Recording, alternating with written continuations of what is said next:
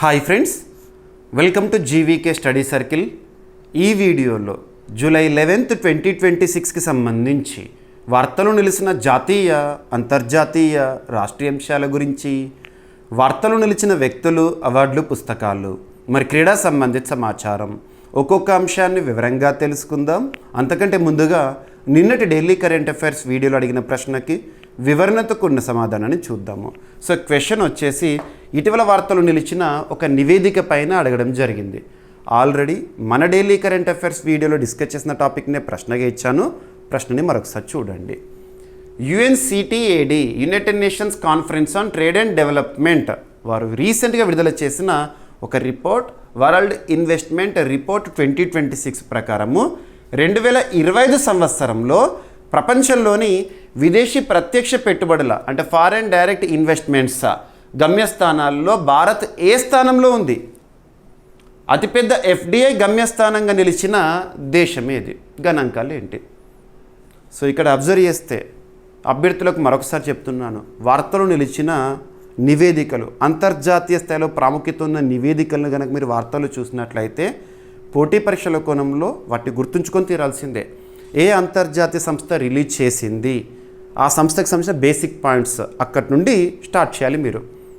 మరి రిపోర్ట్ పేరేంటి, అందులోని గణాంకాలు ఏంటి, ఒకవేళ ర్యాంకింగ్స్ అయితే అందులో భారతదేశం ఏ స్థానంలో ఉంది, టాప్ పొజిషన్లో ఏ దేశం ఉంది, అలాంటివి. సో ఇక్కడ ఏమంటున్నాను, United Nations conference on trade and development, United Nations conference on trade and development, UNCTAD ఒక అంతర్జాతీయ సంస్థ, ఐక్యరాజ్య సమితికి అనుబంధంగా పనిచేస్తోంది. United Nations conference on trade and development అనే సంస్థ 1964 ఇయర్లో స్థాపన. గుర్తుంచుకోండి ఏ సంవత్సరంలో స్థాపించబడింది. హెడ్ క్వార్టర్ వచ్చేసేసి జెనీవా ఇక్కడ స్విట్జర్లాండ్. ఈ సంస్థ రీసెంట్గా ఒక రిపోర్ట్ని రిలీజ్ చేసింది. ఆ రిపోర్ట్ పేరేంటి? World investment report. ఇన్వెస్ట్మెంట్ అంటే పెట్టుబడులు. మీరు ఎకానమీ సబ్జెక్ట్లో భాగంగా నేర్చుకుని ఉంటారు కాన్సెప్ట్స్. ఏ ప్రాంతమైనా, ఏ రాష్ట్రమైనా, ఏ దేశమైనా ఎంత ఎక్కువ మొత్తంలో పెట్టుబడులను, విదేశీ ప్రత్యక్ష పెట్టుబడులను ఆకర్షిస్తే అంతగా పాజిటివ్ గ్రోత్ రేట్ని నమోదు చేస్తుంది. కాబట్టి ప్రభుత్వాలు ఏం చేస్తాయి? FDIస్ని అట్రాక్ట్ చేయడానికి, పెట్టుబడులను ఆకర్షించడానికి ఇన్ఫ్రాస్ట్రక్చర్ని డెవలప్ చేయడము, క్యాపిటల్ ఎక్స్పెండిచర్ని పెంచడము, ఇటువంటివి చేస్తాయి. మరి FDIs పరంగా తీసుకుంటే 2025 సంవత్సర గణాంకాలను కనుక మనం తీసుకుంటే రీసెంట్గా రిపోర్ట్ లాస్ట్ ఇయర్ గణాంకాలని ప్రచురించింది. 2025 సంవత్సరంలో ప్రపంచంలో విదేశీ ప్రత్యక్ష పెట్టుబడులు, ఫారెన్ డైరెక్ట్ ఇన్వెస్ట్మెంట్స్ గమ్యస్థానాల్లో భారతదేశం ఏ స్థానంలో ఉంది అంటే 11వ స్థానంలో ఉందంట. FDI ఇన్ఫ్లోస్ విషయంలో, ఇన్ఫ్లోస్, ఓకేనా. మరి అతిపెద్ద FDI గమ్యస్థానము ఏ దేశము అంటే అమెరికా, అగ్రదేశం అమెరికా. ఇక విదేశాల్లో పెట్టుబడులు పెట్టడం విషయానికి వస్తే, FDI అవుట్ఫ్లోస్ విషయానికి వస్తే భారతదేశం 18వ స్థానంలో ఉంది. మొదటి స్థానంలో అమెరికానే ఉంది, గుర్తుపెట్టుకోండి. ఇక గణాంకాలు ఏ విధంగా ఉన్నాయో చూద్దాము. ఇక భారతదేశంలో FDIస్కి సంబంధించిన అఫీషియల్ స్టాట్స్ని, అధికారిక గణాంకాలను ఏ శాఖ వారు విడుదల చేస్తారంటే department for promotion of industries and internal trade, under which ministry of commerce and industry. ప్రస్తుతం కన్సర్న్ మినిస్టర్ ఎవరు? పీయూష్ గోయల్ గారు, గుర్తుపెట్టుకోండి. ఇక ఇప్పుడు గణాంకాల విషయానికి వస్తే చూద్దాం. సో ఈ రిపోర్ట్ కవర్ పేజ్.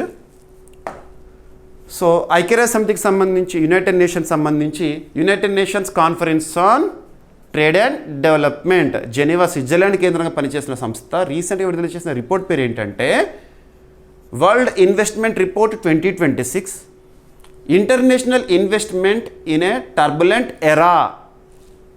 ఈ రిపోర్ట్ని రిలీజ్ చేసింది, ఈ పేరుతో రిలీజ్ చేసింది. ఇక 2025లో ప్రపంచంలోని విదేశీ ప్రత్యక్ష పెట్టుబడుల గమ్యస్థానాల్లో భారత్ 11వ స్థానంలో నిలిచి 2024తో పోలిస్తే 2 స్థానాలు మెరుగుపడింది, గుర్తుపెట్టుకోండి. 2025లో భారత్కు వచ్చిన FDIs, సో 2025 ఇయర్లో భారతదేశానికి వచ్చిన FDIs, foreign direct investments inflows 44% పెరిగి $38.89 బిలియన్ చేరినాయంట. ఇక విదేశాల్లో పెట్టుబడులు పెట్టే FDI అవుట్ఫ్లోస్ దేశాల జాబితాలోనేమో భారత్ 18వ స్థానానికి చేరుకుంది. FDI అవుట్ఫ్లోస్ $35.26 బిలియన్ నుంచి $35.66 బిలియన్ పెరిగినాయి అంట. ఇక 2025లో ప్రపంచ ఎఫ్డిఐలు ప్రపంచాన్ని కనుక తీసుకుంటే 6% పెరిగి $1.6 ట్రిలియన్ చేరినాయి. అమెరికా $277 బిలియన్ తో ప్రపంచంలో అతిపెద్ద ఎఫ్డిఐ గమ్యస్థానంగా నిలిచిందంట. తర్వాత సింగపూర్ $151 బిలియన్ సెకండ్ పొజిషన్లో, హాంకాంగ్ థర్డ్ పొజిషన్లో ఉంది. ఇక అమెరికా ప్రపంచంలో అత్యధిక ఎఫ్డిఐ పెట్టుబడులు పెట్టిన దేశంగా నిలవగా తర్వాత జపాన్, చైనా, లగ్జంబర్గ్, హాంకాంగ్లు ఉన్నాయి. ఎఫ్డిఐస్ ఇన్ఫ్లోస్ అయినా ఎఫ్డిఐస్ అవుట్ఫ్లోస్ అయినా అమెరికానే టాప్ అంట. Semiconductors, digital infrastructure facilities, artificial intelligence, అధునాతన తయారీ, ఇంధన పరివర్తన సాంకేతికతల్లో పెట్టుబడులు గణనీయంగా పెరిగినాయంట. ప్రస్తుతం ప్రపంచాన్ని నడిపిస్తున్నాయి ఇవి, అందులో పెట్టుబడులు పెరుగుతున్నాయి. 2025లో ప్రపంచ గ్రీన్ఫీల్డ్ పెట్టుబడుల విలువలో 44% వాటాన్ని కలిగి ఉన్నాయి. పెట్టుబడుల విలువలో గ్రీన్ఫీల్డ్ ఇన్వెస్ట్మెంట్స్ 44% అంట. ఇక బేసిక్ పాయింట్స్. సో UNCTAD 1964లో స్థాపన. జెనీవా స్విట్జర్లాండ్ కేంద్రం పనిచేస్తుంది. ప్రస్తుతం ఆ సంస్థకి సెక్రటరీ జనరల్గా ఎవరున్నారంటే రెబెకా గ్రీన్స్పాన్. మనం కరెంట్ అఫైర్స్లో భాగంగా చాలా టాపిక్స్ డిస్కస్ చేస్తున్నాం. ఒక టాపిక్లో భాగంగా ఒక సంస్థ గురించి వచ్చిన, ఒక దేశం గురించి వచ్చిన, ఒక రాష్ట్రం గురించి వచ్చిన, ఒక కూటమి గురించి వచ్చిన బేసిక్ పాయింట్స్ అన్నీ మీకు ఇస్తున్నాను. ఓకేనా? వాణిజ్యం, పెట్టుబడులు, సుస్థిర అభివృద్ధిని ప్రోత్సహిస్తుంది UNCTAD. ఇక వరల్డ్ ఇన్వెస్ట్మెంట్ రిపోర్ట్ ప్రతి సంవత్సరం విడుదలవుతుంది. UNCTAD వారు రిలీజ్ చేస్తారు. ప్రపంచ ఎఫ్డిఐ ధోరణులు, పెట్టుబడి ప్రవాహాలు, పెట్టుబడి విధానాలను విశ్లేషిస్తుంది. ఎనఫ్. ఇక ఈరోజు ఫస్ట్ టాపిక్ July 11th, 2026. మీరు అన్ని వార్తాపత్రికలు కూడా చూసుంటారు. ఈరోజు కమిషనింగ్ చేయబోతున్న ఒక అధునాతన నౌక అని చెప్పేసేసి రక్షణ రంగానికి సంబంధించి సేవల్లోకి. సో ఈరోజు కార్యక్రమాన్ని కూడా చూసాం మనము. విశాఖపట్నంలో కమిషనింగ్ చేయబడిన, మనం రక్షణ రంగానికి సంబంధించి కొన్ని పదాలు. కమిషనింగ్ అంటే ఏంటంటే సేవలు ప్రారంభము. డీకమిషనింగ్ అంటే ఏంటంటే ఆల్రెడీ ఎగ్జిస్టింగ్ సర్వీసెస్కి వీడుకోలు పలకడము. అభ్యర్థులకు మరొకసారి చెప్తున్నాను, ప్రతిసారి సెంటెన్స్ చెప్తున్నాను. రానున్న ఏ పోటీ పరీక్ష అయినా, ఏ స్థాయి పోటీ పరీక్ష అయినా డిఫెన్స్ రిలేటెడ్గా రక్షణ రంగానికి సంబంధించి ఎక్కువ మొత్తంలో మీరు ప్రశ్నలను ఎక్స్పెక్ట్ చేసి తీరాల్సిందే డిఫెన్స్ రిలేటెడ్గా. ఎందుకంటే ప్రతిరోజు 2 లేదా 3 టాపిక్స్ ఎక్స్క్లూజివ్గా డిఫెన్స్ రిలేటెడ్గానే కనబడుతున్నాయి. మరి ఆ టాపిక్స్ని మనం పోటీ పరీక్షల కోణంలో ఎలా డిస్కస్ చేస్తున్నాం? 6 సెగ్మెంట్స్గా డిస్కస్ చేస్తున్నాము. వార్తలు నిలిచిన విన్యాసాలని, వార్తలు నిలిచిన డిఫెన్స్ రిలేటెడ్ రిపోర్ట్స్ అని, డిఫెన్స్ రిలేటెడ్ ఇంపోర్ట్స్ అని, డిఫెన్స్ అక్విజిషన్ కౌన్సిల్ వేటికి ఆమోదముద్ర వేసింది, రక్షణ రంగ ఒప్పందాలన్నీ, మరియు భారతదేశంలో రక్షణ రంగ ఉత్పత్తులని. ఇక రక్షణ రంగ ఉత్పత్తుల విషయానికి వస్తే 2025-26 ఆర్థిక సంవత్సరంలో మనం ఒక రికార్డు గణాంకాలు నమోదు చేసినాం. 1.78 lakh crore rupees విలువైన రక్షణ రంగ ఉత్పత్తులను మనం ప్రొడక్షన్ చేసినాం. ఎక్స్పోర్ట్ ఓరియంటెడ్ కంట్రీగా మనం మారుతున్నాం మెల్లిమెల్లిగా. Atmanirbhar Bharat, make in India, ఇటువంటి వాటి కారణాలతో. మరి ఇక్కడ అబ్జర్వ్ చేస్తే ఒక స్టెల్త్ ఫ్రిగేట్, ఒక నౌక ఇండియన్ నేవీలో ఈరోజు కమిషనింగ్ చేయబడింది. మనకు త్రివిధ దళాలు ఉంటాయి: Indian army, Indian navy, Indian air force. Indian army చీఫ్గా ప్రస్తుతం ధీరజ్ సేత్ గారు ఉన్నారు, రీసెంట్గా నియామకం చూసాము. ఇండియన్ నేవీకి చీఫ్గా ప్రస్తుతం కృష్ణ స్వామినాథన్ గారు ఉన్నారు. ఇండియన్ ఎయిర్ ఫోర్స్కి చీఫ్గా ఎయిర్ మార్షల్ AP సింగ్ గారు ఉన్నారు. ఇక ICG Indian coast guard director జనరల్గా పరమేశ్వర్ మణి గారు ఉన్నారు. ఇక Indian army, Indian navy, Indian air force, వీటిని మనం త్రివిధ దళాలు అంటాము. ఈ త్రివిధ దళాలను సమన్వయం చేసే అధికారి CDS, chief of defence staff. ప్రస్తుతం CDSగా NS రాజా సుబ్రహ్మణ్య గారు రీసెంట్గా వార్తల్లోకి వచ్చారు. భారతదేశంలో 3వ CDS అనిల్ చౌహాన్ గారి స్థానంలో వచ్చారు. ఇవన్నీ లింక్ చేసుకోండి. మరి ఇటువంటి టాపిక్స్ చూస్తున్నప్పుడు డిఫెన్స్ రిలేటెడ్ ప్రొడక్షన్, రక్షణ రంగ ఉత్పత్తులు అనే టాపిక్ని చూస్తున్నప్పుడు దాన్ని ఎవరు తయారు చేస్తారు, ఎవరు డిజైన్ చేస్తారు, దాని యొక్క ప్రత్యేకత ఏంటి, 3 పాయింట్లు అయిపోవాలి. సో ఇక్కడ ఫస్ట్ గుర్తుంచుకోండి, మహేంద్రగిరి అంటే తూర్పు కనుమల్లోని ఒక పీక్ పేరు అనుకోవచ్చు. Mahendragiri INS Mahendragiri Indian naval ship, Indian నేవీలో కమిషనింగ్ చేయబడింది. ఈరోజు డేట్ ఎంత? July 11th, 2026. ఎక్కడ? విశాఖపట్నం వద్ద. మరి దీన్ని ఎవరు తయారు చేశారు అంటారు? Mazagon dock ship builders limited. ఆ సంస్థ ఎక్కడ ప్రధాన కేంద్రంగా పనిచేస్తుందంటే ముంబై, వారు తయారు చేసిన ఈ అధునాతన స్టెల్త్ ఫ్రిగేట్ మహేంద్రగిరి ఈరోజు కమిషనింగ్ జరిగింది. ఓకేనా?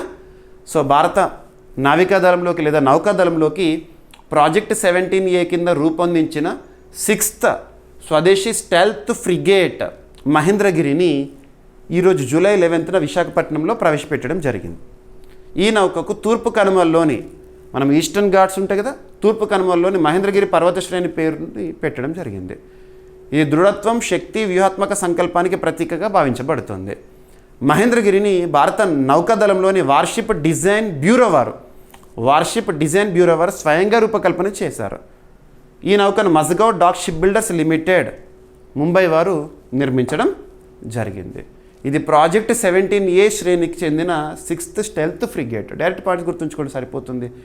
ఈ శ్రేణి నౌకల్లో స్టెల్త్ లక్షణాలు అంటే అధునాతన లక్షణాలు, ఆటోమేషన్, ఆయుధ వ్యవస్థలు, సెన్సార్స్, రక్షణ సామర్థ్యము మెరుగుపరచబడ్డాయంట. ఈ నౌకలు సముద్ర ఉపరితలం, గగనం, జలాంతర్గామి వ్యతిరేక యుద్ధ కార్యకలాపాలకు అనుకూలంగా రూపొందించబడ్డాయి. ఈ నౌక ద్వారా భారతదేశం యొక్క దూర సముద్ర నౌకా సామర్థ్యము, సముద్ర భద్రత, స్వదేశీ నౌకా నిర్మాణ వ్యవస్థ మరింత బలోపేతం అవుతుంది. ఇది ఆత్మనిర్భర్ భారత్ కింద రక్షణ తయారీలో భారతదేశం సాధించిన పురోగతిని ప్రతిబింబిస్తుంది. ఎనఫ్. ఓకేనా? సో ప్రాజెక్ట్ 17A నీలగిరి క్లాస్ స్టెల్త్ ఫ్రిగేట్స్ ఇవి. ఓకేనా? రైట్. అధునాతన మార్గదర్శిత క్షిపణి స్టెల్త్ ఫ్రిగేట్స్. డైరెక్ట్ గుర్తుపెట్టుకోండి. ఈరోజు చూసిన మన స్టెల్త్ ఫ్రిగేట్ ఏది? INS మహేంద్రగిరి. ఎవరు తయారు చేశారు, ఎవరు డిజైన్ చేశారు, ఎక్కడ కమిషన్ చేశారు? ఎనఫ్. ఓకేనా? Right. Mazagon dock ship builders limited వీరేక తయారు చేసింది. ఈ సంస్థ 1934లో స్థాపన. ప్రధాన కార్యాలయం వచ్చేసి ముంబై, మహారాష్ట్ర. రక్షణ మంత్రిత్వ శాఖ పరిధిలో పనిచేస్తుంది. మినిస్ట్రీ ఆఫ్ డిఫెన్స్ కన్సర్న్ మినిస్టర్గా ప్రస్తుతం ఎవరు? రాజ్నాథ్ సింగ్ గారు. గుర్తుపెట్టుకోండి.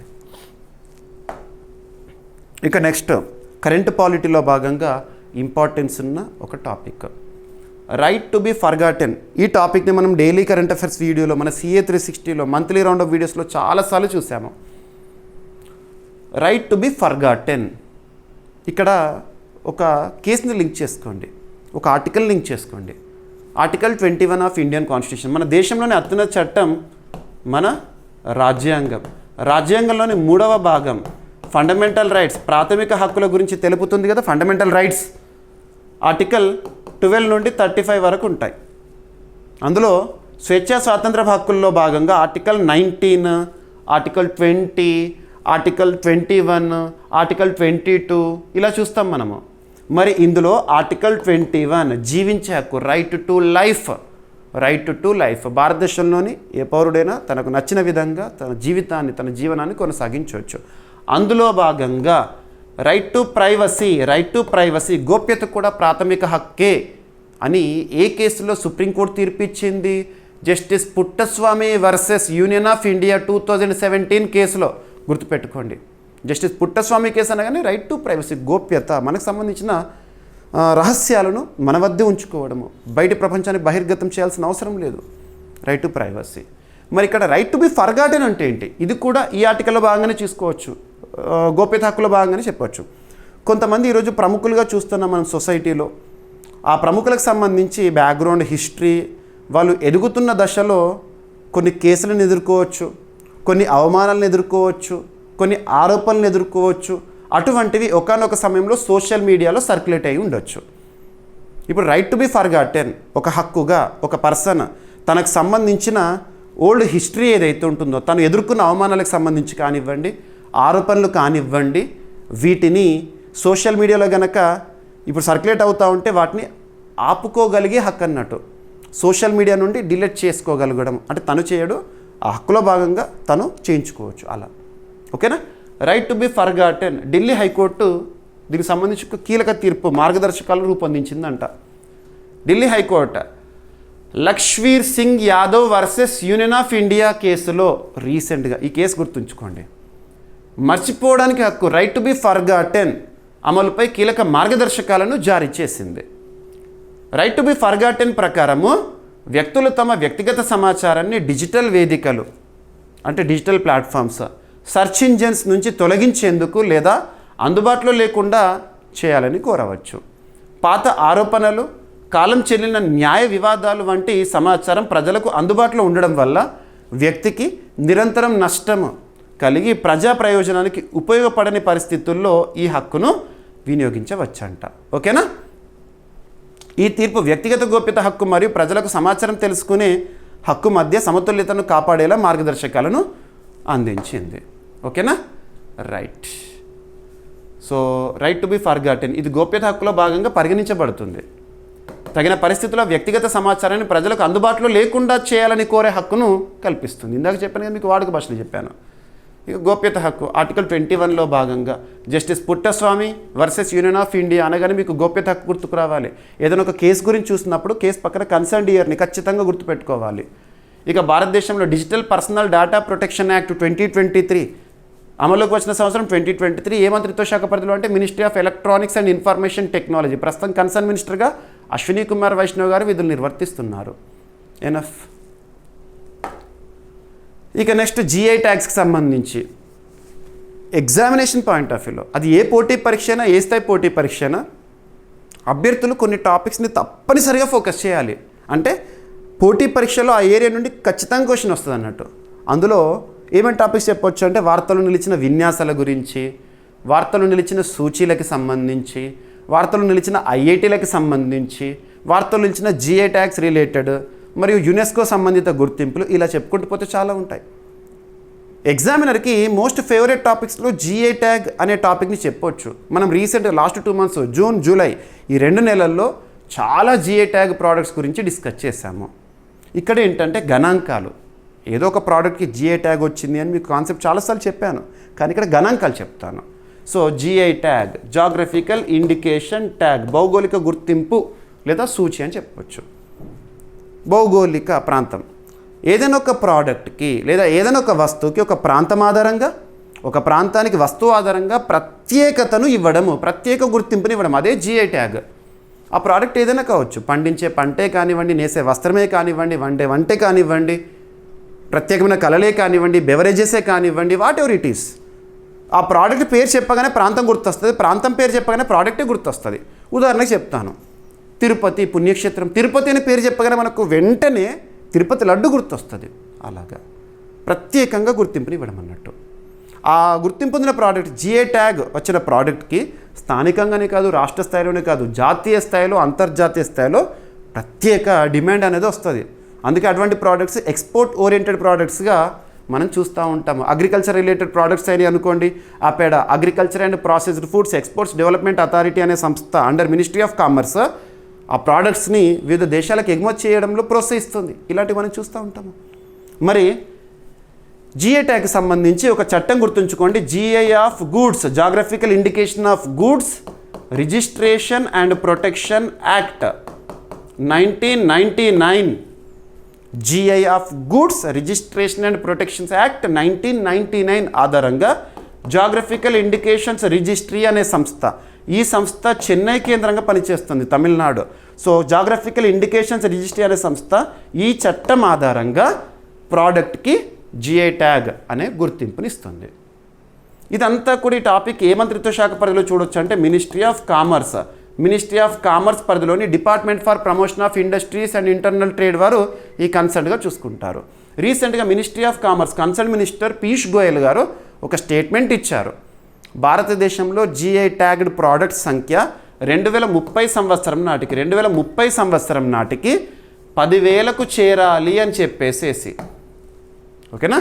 సో ఇక్కడ అబ్జర్వ్ చేస్తే భారతదేశంలో 2025-26 ఆర్థిక సంవత్సరంలో GI ట్యాగ్డ్ ప్రోడక్ట్స్ ఎన్ని ఉన్నాయి, ఆ సంఖ్య ఏంటో చూద్దాము. రీసెంట్గా రిపోర్ట్ రిలీజ్ అయింది. 2025-26 ఆర్థిక సంవత్సరంలో భారతదేశంలో 125 కొత్త జియోగ్రఫికల్ ఇండికేషన్ ట్యాగ్లు నమోదైనాయంట.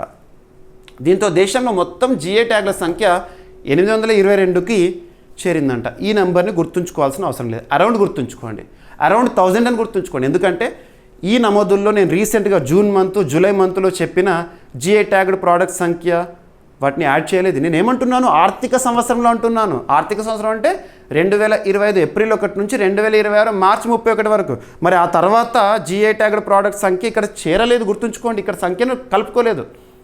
ఇయర్ వైజ్గా ఇటువంటి గణాంకాలు వస్తాయి. రీసెంట్గా వచ్చింది 2025-26లో అత్యధిక కొత్త GI ట్యాగ్లు పొందిన రాష్ట్రాలు ఏంటంటే మధ్యప్రదేశ్లో 26 అంట, వెస్ట్ బెంగాల్లో 24 అంట, హిమాచల్ ప్రదేశ్లో 13, జార్ఖండ్లో 11, గుజరాత్లో 7, లడఖ్లో 7, అస్సాంలో 6, ఉత్తరప్రదేశ్, రాజస్థాన్, తమిళనాడు, గోవాలో 5 చొప్పున.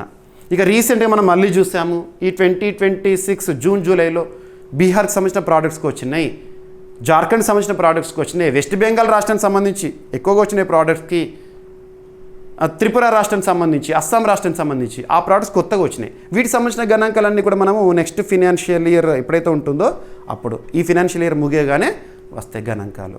ఓకేనా. భారతదేశంలో నమోదైన జిఐ ట్యాగుల్లో హస్తకళలు సుమారు 53% అంట, వ్యవసాయ ఉత్పత్తులు సుమారు 31% ఉండగా మిగిలినవి ఆహార ఉత్పత్తులు, తయారీ ఉత్పత్తులు, సహజ ఉత్పత్తులు అంట జిఐ ట్యాగులు ప్రోడక్ట్స్ విషయంలో. ప్రస్తుతం భారతదేశంలో అత్యధిక జిఐ ట్యాగులు ఏ రాష్ట్రానికి సంబంధించి ఉన్నాయంటే ఉత్తరప్రదేశ్. నెంబర్ గుర్తుంచుకోవాల్సిన అవసరం లేదు. ఈ నెంబర్ అనేది మరీ వాలటైల్ నెంబర్, మారుతుంది ఖచ్చితంగా, ఈరోజు రేపే మారచ్చు. కాబట్టి అత్యధికం అంటే ఉత్తరప్రదేశ్ ఉంది ప్రస్తుతానికైతే. 2వ స్థానంలో తమిళనాడు, ఆ తర్వాత వెస్ట్ బెంగాల్ 3వ స్థానం. సో నేను ఏదైతే మీకు ఓవరాల్గా ఎక్స్ప్లెనేషన్ ఇచ్చానో అదంతా కూడా ఇక్కడ స్క్రిప్ట్ చూడవచ్చు. ఓకేనా. రైట్. భారతదేశంలో జిఐ ట్యాగ్ మొట్టమొదటి ప్రోడక్ట్ ఏది అంటే వెస్ట్ బెంగాల్ రాష్ట్రానికి సంబంధించి డార్జిలింగ్ టీ. జిఐ చట్టం అనేది 2003లో అమల్లోకి వచ్చింది, 2004లో మొట్టమొదటి ప్రోడక్ట్ గుర్తింపు. ఓకేనా. ఒకసారి జిఐ ట్యాగ్ వచ్చిందంటే ఆ ప్రోడక్ట్కి 10 years ఉంటుంది ఆ సెక్యూరిటీ, మళ్ళీ ఎక్స్టెండ్ అవుతుంది 10 years అలాగా. ఇక నెక్స్ట్ వార్తలో నిలిచిన ప్రాంతం అని చెప్పొచ్చు. అండమాన్ నికోబార్లోని ఒక పాయింట్ ఇందిరా పాయింట్. ఇందిరా పాయింట్ని పర్యాటక కేంద్రంగా అభివృద్ధి చేయబోతున్నాం అని official announcement ministry of ports, shipping, waterways. ప్రస్తుతం కన్సర్న్ మినిస్టర్గా ఎవరున్నారు? సర్బానంద సోనోవాల్ గారు చేసిన ఒక అనౌన్స్మెంట్, లేదా భారత ప్రభుత్వం అనౌన్స్మెంట్ చేసింది.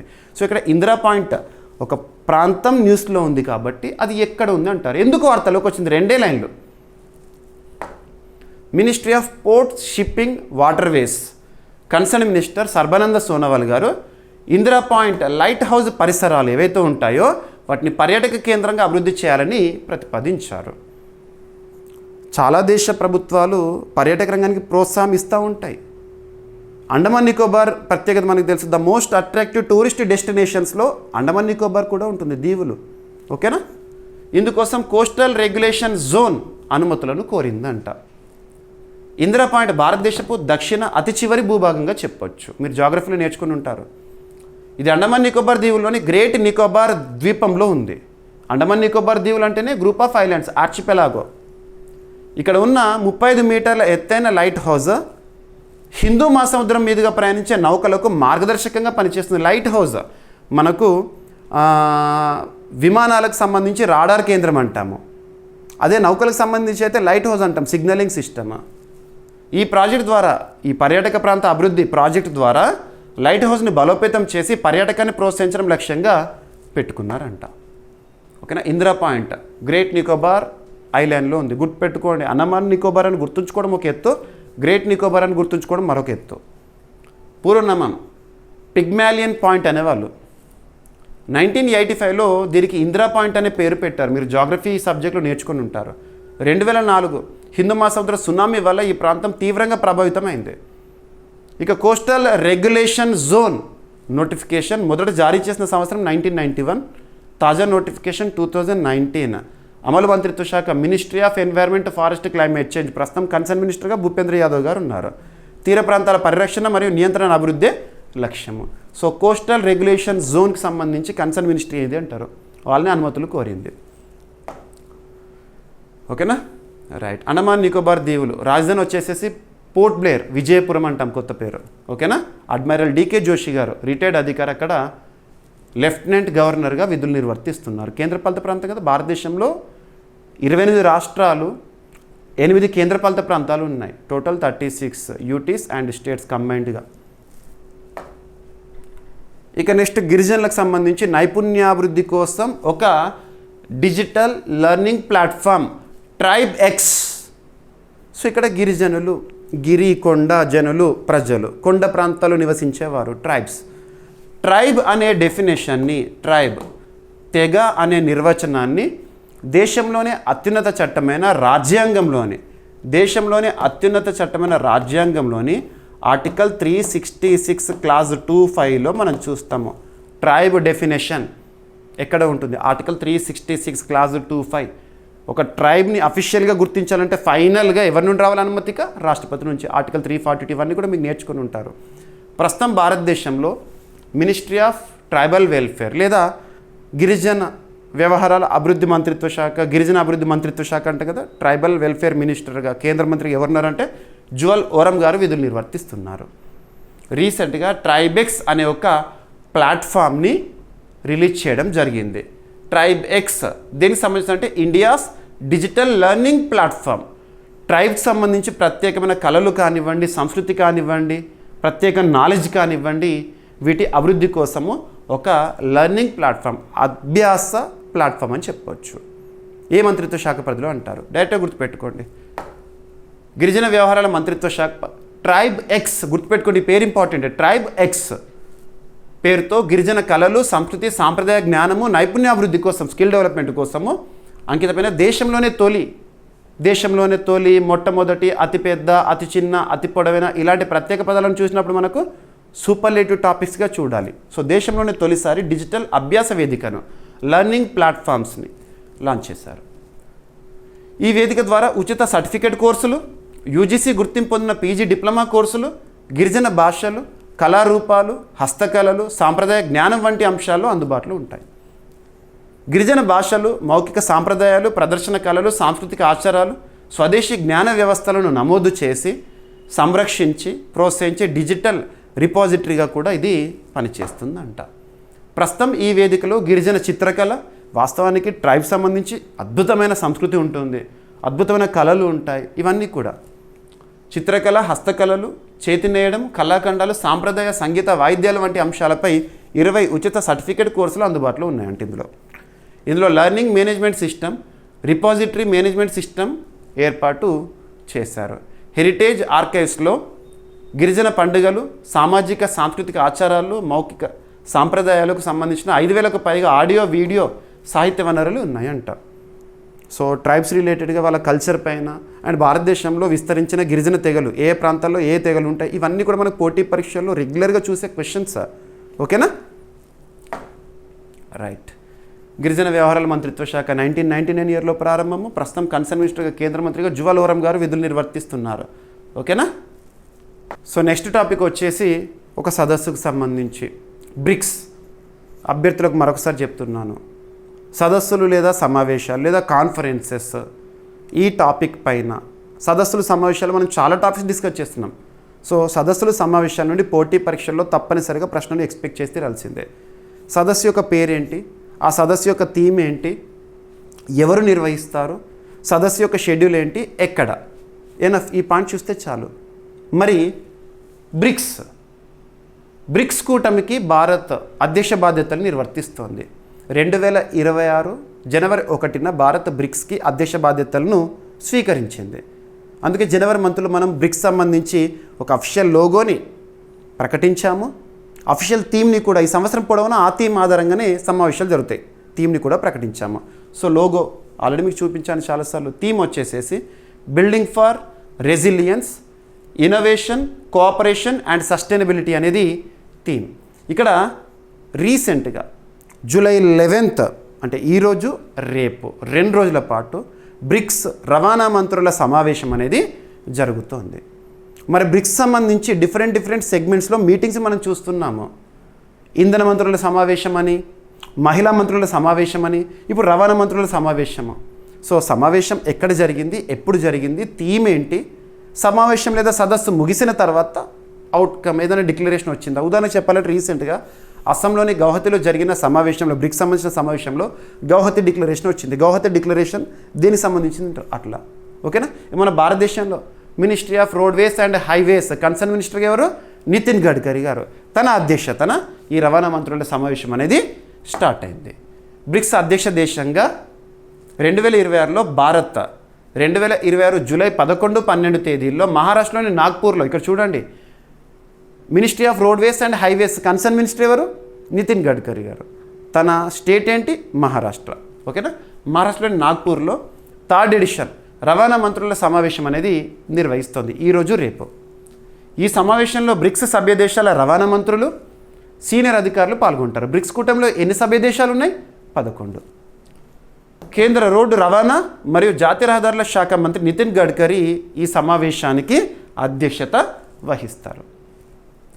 సుస్థిర రవాణా, మౌలిక సదుపాయాలు, చలనశీలత, అనుసంధానము, రవాణా సహకారం వంటి అంశాలపై చర్చలు జరుగుతాయి. ఏం లేదు, సో మోడర్న్ లేదా సాంకేతికతల గురించి కానివ్వండి, రవాణా సంబంధిత విషయాల్లో సహకారం గురించి, బ్రిక్స్ మంత్రుల మధ్య సహకారం గురించి ఈ సమావేశం అనేది ఉద్దేశించబడింది. సో థీమ్ ఏంటి? ఈ సంవత్సరం భారత్ ఇచ్చిన పిలుపు లేదా థీమ్, ఆ థీమ్ ఆధారంగానే building for resilience, innovation, cooperation and sustainability అనే థీమ్తోనే ఈ సమావేశం లేదా సదస్సు కూడా జరుగుతుంది. రేపు ముగుస్తుంది. ఏమైనా డిక్లరేషన్ వచ్చిందనుకోండి, డిక్లరేషన్ చూడాలి. ఇక బ్రిక్స్కి సంబంధించి బ్రిక్ అనే పదాన్ని కాయిన్ చేసిన వారు జిమ్ ఓనీల్, ప్రముఖ ఆర్థికవేత్త. బ్రిక్స్ కూటమి 2009 సంవత్సరంలో స్థాపన, 11 సభ్య దేశాలు. ఆ సభ్య దేశాల పేర్లు చూడండి. 5 దేశాలు ఎలాగో గుర్తుంటాయి BRICS: Brazil, Russia, India, China, South Africa. ఇవి కాకుండా ఇంకా Egypt, Ethiopia, Iran, Indonesia, Saudi Arabia, United Arab Emirates. మొత్తం 11 దేశాలు బ్రిక్స్ సభ్య దేశాలు. ప్రధాన లక్ష్యం బ్రిక్స్ సంబంధించి ఏంటంటే ఆర్థిక సహకారము, సుస్థిర అభివృద్ధి, ప్రపంచ పరిపాలనా వ్యవస్థలో సంస్కరణలను ప్రోత్సహించడము. బ్రిక్స్ అధ్యక్ష దేశం ప్రస్తుతం 2026 సంవత్సరానికి గాను భారత్.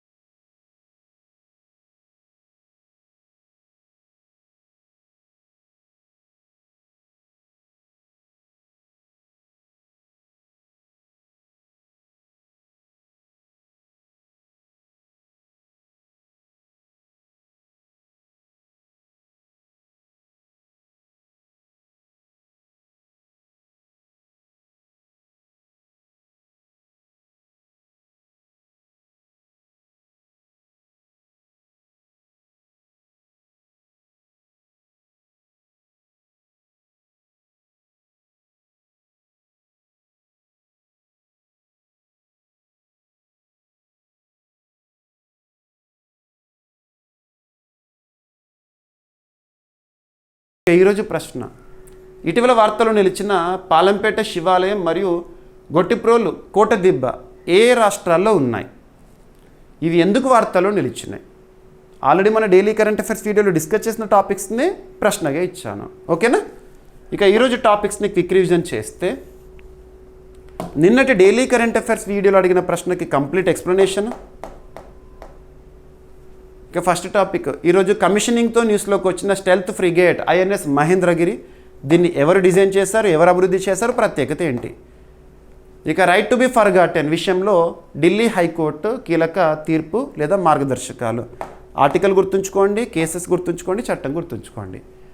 భారతదేశంలో GI ట్యాక్స్ సంబంధించిన గణాంకాలు 2025-26 ఆర్థిక సంవత్సరానికి సంబంధించి. ఇందిరా పాయింట్ వార్తలించిన ప్రాంతం అండమాన్ నికోబార్లోని ఒక లైట్ హౌస్ ఏదైతే ఉందో ఆ చుట్టుపక్కల ప్రాంతాలను పర్యాటకంగా అభివృద్ధి చేయాలని ప్రతిపాదన. ట్రైబెక్స్ వేదికను ప్రారంభించారు ministry of tribal affairs concern minister Jual Oram. దీని యొక్క ఉద్దేశం ఏంటి? India's first digital learning platform for tribal arts, culture, knowledge. ఇంధన రంగంలో భారత్, ఆస్ట్రేలియా మధ్య కీలక ఒప్పందం యురేనియం సరఫరాకు సంబంధించి. ఇక 13th meeting of the joint committee of Asian India trade in goods agreement, ఒక ప్రత్యేకమైన సదస్సు. ఓకేనా? స్వేచ్ఛా వాణిజ్య ఒప్పందంపై సహకారం విషయంలో. సో బ్రిక్స్కి సంబంధించి రవాణా మంత్రుల సమావేశము భారత్ ఆతిథ్యం నాగ్పూర్లో జరిగింది. ఇండిహార్ట్ 2026 ఒక ప్రత్యేకమైన ఎగ్జిబిషన్ ఏ మంత్రిత్వ శాఖ పరిధిలో? మినిస్ట్రీ ఆఫ్ టెక్స్టైల్స్, న్యూఢిల్లీ వేదికగా. భూమి పోలికలతో ఉన్న GJ 3378b గ్రహాన్ని గుర్తించారు శాస్త్రవేత్తలు. ప్రత్యేక పరిశోధనలు జరుగుతున్నాయి. ఇక ఈరోజు ప్రశ్న, ఇటీవల వార్తల్లో నిలిచిన పాలంపేట శివాలయం మరియు గొట్టిప్రోలు కోటదిబ్బ ఏ రాష్ట్రాల్లో ఉన్నాయి? ఇవి ఎందుకు వార్తల్లో నిలిచాయి? ఓకేనా? అభ్యర్థులు ప్రతిరోజు మన డైలీ కరెంట్ అఫైర్స్ వీడియో చూడండి, మీకు ప్రతిరోజు అందిస్తున్నాను. క్లాస్లో ఇస్తున్న ఎక్స్ప్లెనేషన్ అంతా విన్న తర్వాత మన GVK స్టడీ సర్కిల్ యాప్లో CA 360 కోర్స్లో మన జీవీకే స్టడీ సర్కిల్ యాప్లో CA 360 కోర్స్లో, సో CA 360 2026 కోర్సులో నేను అప్లోడ్ చేస్తున్న డైలీ కరెంట్ అఫైర్స్ PDFs కానివ్వండి, మంత్లీ మ్యాగజైన్స్ కానివ్వండి, వన్ లైనర్ కరెంట్ అఫైర్స్ కానివ్వండి, ప్రతి ఒక్కటి కూడా చూడండి. ఈ క్లాస్లో నేను ఏదైతే ఎక్స్ప్లెనేషన్ ఇచ్చానో ఈచ్ అండ్ ఎవ్రీ వర్డ్ మీకు ఏదైతే చూపించానో ఇదంతా కూడా PDF రూపంలో తెలుగు మీడియం అభ్యర్థుల కోసం తెలుగులో ఉంటుంది, ఇంగ్లీష్ మీడియం అభ్యర్థుల కోసం ఇంగ్లీష్లో ఉంటుంది. డౌన్లోడ్ చేసుకొని చదవచ్చు. ఓకేనా? ఏమైనా మిస్లేనియస్ టాపిక్స్ ఉంటే రేపటి క్లాస్లో జోడించి డిస్కస్ చేద్దాము. రేపు మళ్ళీ కలుద్దాం. Thank you.